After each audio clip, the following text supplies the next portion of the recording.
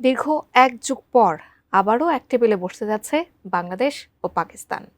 চলতি এপ্রিল মাসে অনুষ্ঠিত হতে যাচ্ছে দুদেশের মধ্যে রাজনৈতিক সংলাপ। কিন্তু হঠাৎ কেন এই সংলাপ, আর এই সংলাপের গুরুত্বই বা কতটা? বিস্তারিত আরিফ হাসানের প্রতিবেদনে। জুলাই অভ্যুত্থানের মাধ্যমে বাংলাদেশের রাজনীতিতে ঘটে গেছে নাটকীয় পরিবর্তন। শেখ হাসিনা ভারতে আশ্রয় নেওয়ার পর থেকে দেশটির সাথে দূরত্ব বাড়লেও সখ্যতা বেড়েছে পাকিস্তানের সাথে। এবার এক যুগের নীরবতা ভেঙে এক টেবিলে বসতে যাচ্ছে ঢাকা ইসলামাবাদ। 2012 সালের পর এই প্রথম রাজনৈতিক সংলাপে বসতে যাচ্ছে দুই দেশ। সংলাপে উভয় পক্ষের উচ্চ পর্যায়ের কর্মকর্তারা ভবিষ্যতের রাজনৈতিক কৌশল নির্ধারণ ও সম্পর্কের নতুন দিগন্ত উন্মোচনে প্রস্তুতি নিচ্ছেন। বিশ্বমানের থার্মিক্স রড, সালাম স্টিল থার্মিক্স, দেশের একমাত্র থার্মিক্স রড। পাকিস্তানি গণমাধ্যম ডেইলি পাকিস্তান জানিয়েছে, আসন্ন সংলাপ মূলত দুই দেশের মধ্যে সম্পর্ক উন্নয়নের ধারাবাহিক প্রচেষ্টার অংশ। দ্বিপক্ষীয় সম্পর্ককে আরও প্রাতিষ্ঠানিক রূপ দেওয়ার লক্ষ্যে এই উদ্যোগ। পাকিস্তানের পক্ষে পররাষ্ট্র সচিব আমনা বেলুচ এই আলোচনায় নেতৃত্ব দেবেন।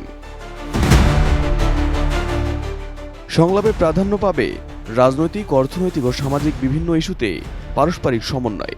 জানা গেছে, পাকিস্তান এই আলোচনায় একটি যৌথ কমিশন পুনরায় চালুর প্রস্তাব দিতে পারে, যা ভবিষ্যতে দুই দেশের মধ্যে নীতিগত সমন্বয় ও সহযোগিতাকে এগিয়ে নেবে বলে ধারণা করা হচ্ছে।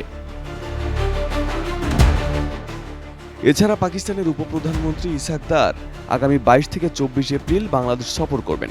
এই সফরকে বাণিজ্য, কূটনীতি এবং আঞ্চলিক সহযোগিতার গুরুত্বপূর্ণ মোড় হিসেবে দেখা হচ্ছে।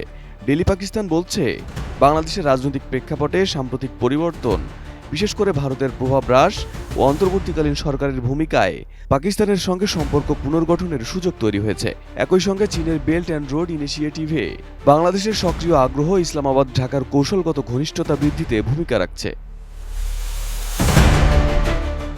এদিকে বাংলাদেশের রাজনৈতিক প্রেক্ষাপট পরিবর্তনের পর থেকেই পাকিস্তানের সাথে ঘনিষ্ঠতা বেড়েছে।